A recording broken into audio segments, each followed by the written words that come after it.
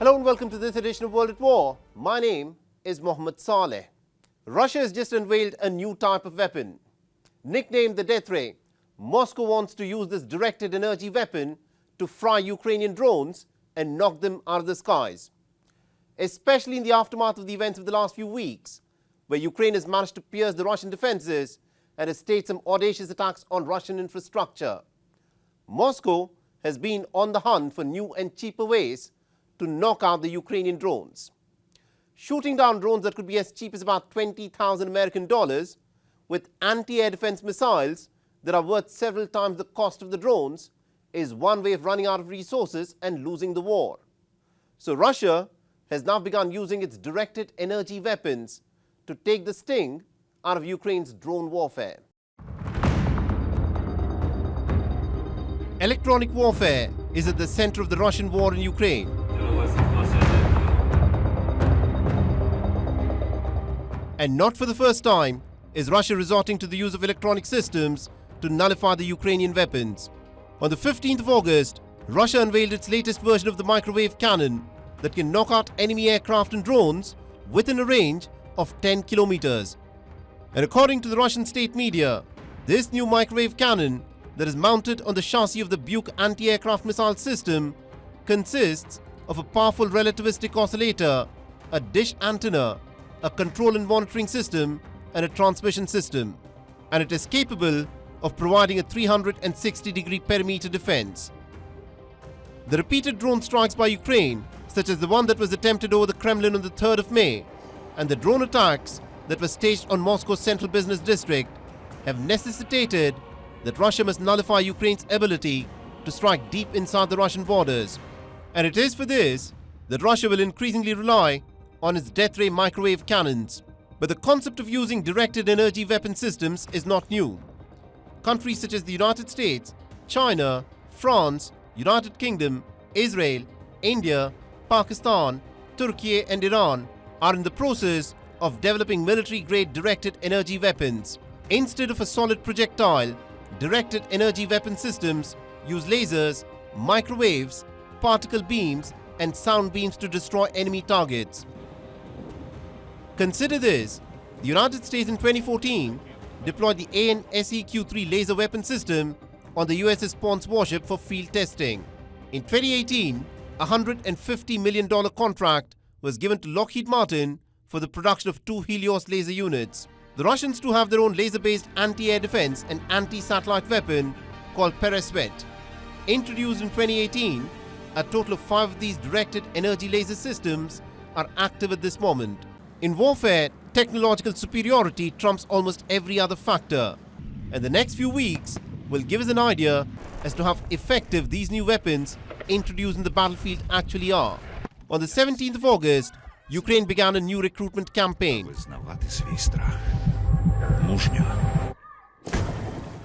Urging all of its military-age citizens to overcome their fear. No official death toll has been given, but estimates indicate that in just the last 2 months of the brutal counter-offensive, Ukraine may have ended up losing almost 43,000 soldiers, while the Russian casualty figure has been pegged at 17,500. But Ukraine's gains in the counter-offensive have been very nominal, as the front lines on the map have barely moved. The strategic village of Yorozane, which witnessed some pitched fighting, has been captured by the Ukrainian soldiers, as Kiev appears to be making a concerted effort to drive south towards the Sea of Azov. But in the Black Sea, Russia is beginning to impose a blockade on ships headed towards the Ukrainian ports with greater stringency. Despite the lurking danger of the Ukrainian naval drones, Moscow is said to be monitoring every single ship that is headed towards the Ukrainian ports. This video released by the Russian Navy will give you a glimpse of the level of the patrolling that Russia is now resorting to in the Black Sea. The incident is from the 13th of August, when a Palau-flagged ship headed towards the Ukrainian port was intercepted. The body cam footage shows the Russian soldiers checking the ship for its contents. Stop it, Jive! Stop it, Jive! Keep calm and listen to me! Sit down, please sit down! But away from the pitched fighting, back in the destroyed villages of Ukraine, the elderly parents of the sons who left their homes to go and fight are waiting for their sons to return back home. Lyubov is 62 years old.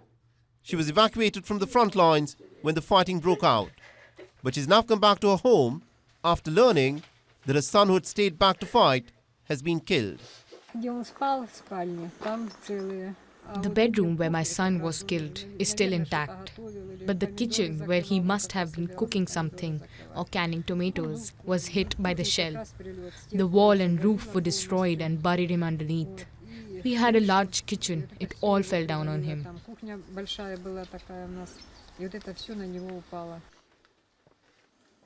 The conflict will end someday, no matter how long.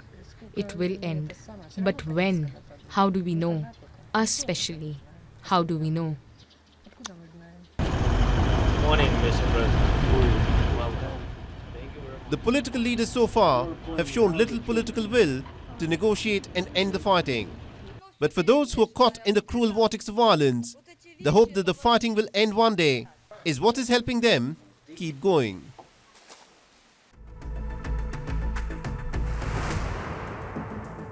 Blasphemy is a sensitive issue in Muslim-majority Pakistan.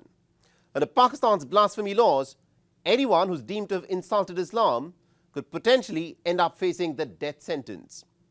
The contentious issue grabbed headlines once again on the 16th of August when several churches were set ablaze by a rampaging mob of hundreds in the country. The violence erupted in Faisalabad after a Christian family was accused of desecrating the Holy Quran. Nationwide condemnation followed. The administration swung into action and more than 100 people were arrested overnight.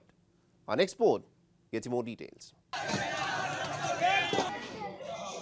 A rampaging mob comprising of hundreds of Muslim men vandalized and torched churches and homes of minority Christians.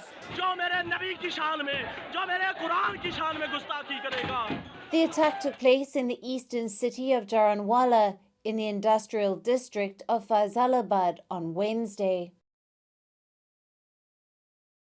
At least one church was burned, 4 were damaged, and 24 homes were torched or damaged.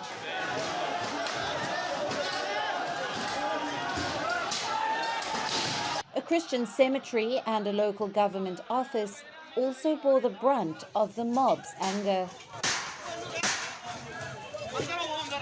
The attack was triggered by an alleged desecration of the Holy Quran by a Christian family who have fled the area.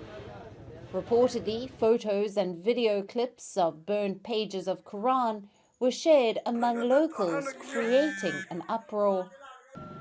Police and the Pakistan Rangers were deployed to bring the escalating situation under control. Relations between Muslims and Christian residents were fine, but they should not have done this act of desecration. Because of this, the situation has deteriorated a lot. Rangers have arrived here, police are here, violence and fighting are taking place. Things have been set on fire. Relations have become very bitter now. Christians living in Jaranwala quickly moved to safer places to escape one of the most destructive attacks in Pakistan against Christians. Gradually, they returned to their homes the next day to inspect the damage inflicted. A local priest estimated that most of 17 Jaranwala churches had been attacked. Christians make up about 2% of Pakistan's population. Languishing on the lower rungs of Pakistani society, they are frequently targeted with spurious and unfounded blasphemy allegations. The Human Rights Commission of Pakistan contends that its blasphemy laws are weaponized to target religious minorities and settle personal vendettas. Look at our houses, look at our churches, look at our street. If someone did wrong, then arrest them. What is our fault? Why are our houses and churches being burned? We want justice. It was one person's mistake, and they burned all our churches situated in Jaranwala. Why did they burn these poor people's houses? Where are they going to stay? They've lost everything.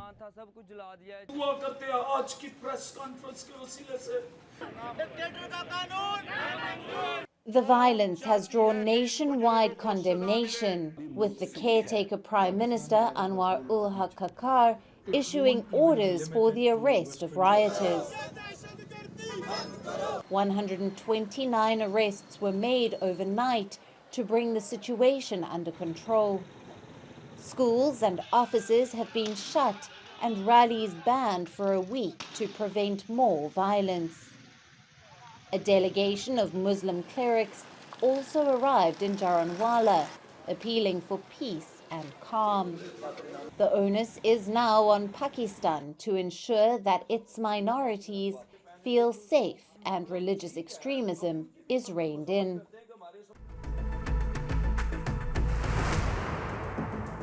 At least 55 people were killed in deadly clashes between rival militias in the Libyan capital Tripoli.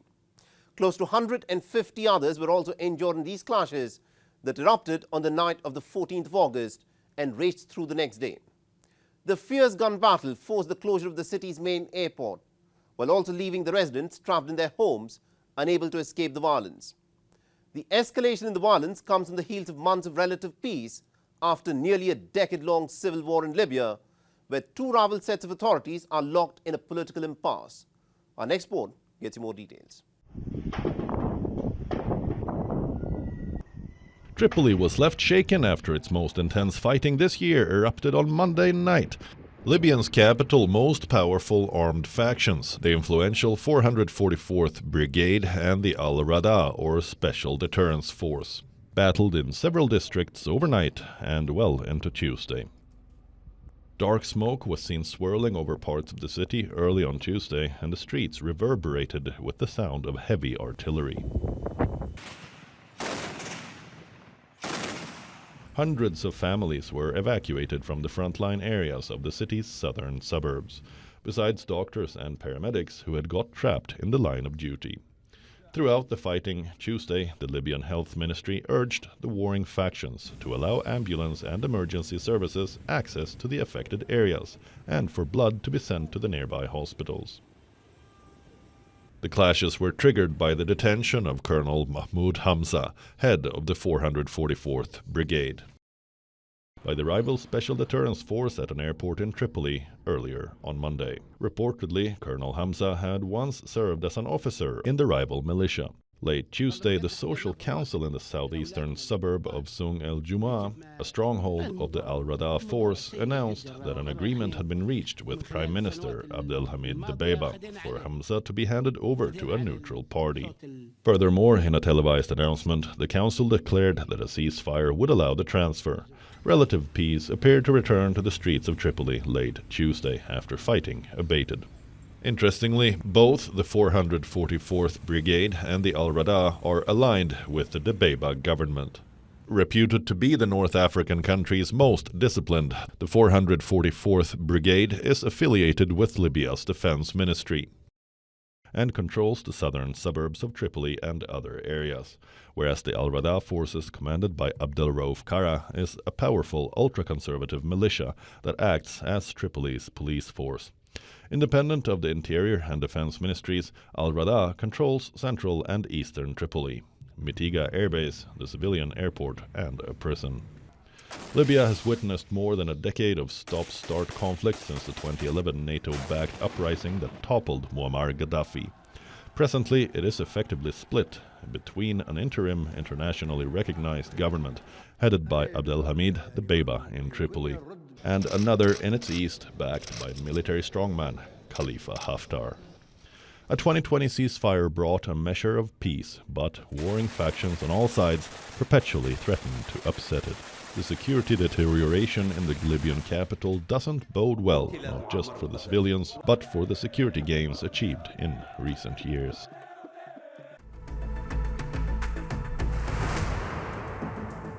Ecuador was once perceived as a haven of peace, sandwiched between the cocaine-producing Colombia and Peru. The small South American nation was renowned as world's top exporter of bananas and also home to the biodiverse Galapagos Islands, where the British naturalist Charles Darwin developed his theory of evolution.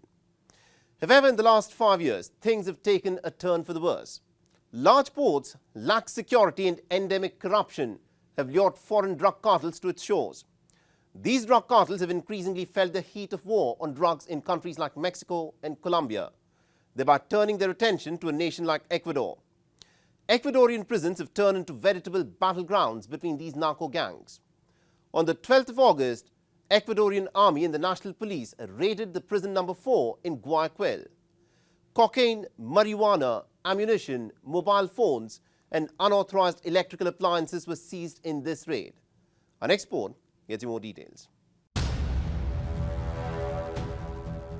Ecuador is not infamous for large plantations of drug crops or even laboratories. What then explains its newfound notoriety in the last 5 years as a global drug hub? Well, the strategic location of Ecuador, wedged between major cocaine-producing nations of Colombia and Peru, combined with lax security, have catapulted it to the status of new nerve center for the global drug trade. No place exemplifies this more than Guayaquil, Ecuador's biggest city and home to the country's biggest port. Guayaquil has rapidly ascended to become the epicenter of Ecuador's crime problems as narco gangs took advantage of its location and logistics to ship drugs abroad. Hundreds have been killed, some even dismembered and burned to death in gang wars that have largely played out in country's prisons, mainly in Guayaquil, in the battle for the control of drug routes. Anyone daring to stand up against these narco gangs is silenced. 59-year-old centrist Fernando Villavicencio, a journalist and an anti-corruption crusader, was one of the leading presidential candidates and an outspoken critic. He was gunned down less than 2 weeks before the presidential elections. Assassinated hitman style with 3 shots to the head, he had received multiple death threats from Los Choneros, one of Ecuador's most powerful criminal gangs and allegedly the armed wing of a Colombian drug cartel. 6 Colombians were arrested in raids carried out in southern Quito and a neighboring town. Villavicencio's successor termed his assassination a transnational crime. Fernando Villavicencio, I'm almost certain that he was assassinated because he told him that he would militarize the ports, and we are going to maintain that as a principle. There is a transnational mafia behind his death.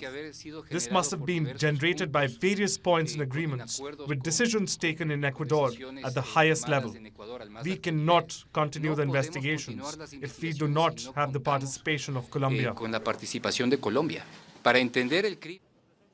The assassination of Villavicencio put crime at the forefront of everyone's mind leading up to the elections. 2 years earlier, Haitian President Jovenel Moïse had been shot dead by allegedly a Colombian hit squad. Both these assassinations have spotlighted the export of culture of political hit jobs. Following the shock assassination of Villavicencio, a state of emergency was declared in Ecuador on the 10th of August. A couple of days later, 3,600 armed forces and police carried out a joint security operation in prison number 4 in Guayaquil. The operation was undertaken to transfer José Adolfo Macias, considered to be the leader of the criminal group Los Choneros, along with 2 others to a maximum security prison, La Roca. Macias, also known as Fito, was accused by the slain presidential candidate Villavicencio of making death threats against him. The assassination of Villavicencio was a pivotal moment for the Ecuadorian security industry as well. The attack against the presidential candidate Fernando Villavicencio was without a doubt perhaps the straw that broke the camel's back. The demand that we have from clients, politicians, mayors' offices, prefectures have turned to search, to look for, to find alternatives to protect themselves as a result of what happened last week. The grim statistics narrate a bleak tale. At least 420 lives have been lost in about a dozen drug gang riots in Ecuadorian prisons since 2021. In 2022, Ecuador's murder rate almost doubled compared to the previous year. And in the first 6 months of this year, 3,568 violent deaths were recorded, a spike of 70% on last year. For a poor country like Ecuador, the fight against the lucrative drug trade is a mammoth task. Whether the presidential elections give Ecuador a leader with the will and stomach for such a fight, that's the question on every Ecuadorian's mind.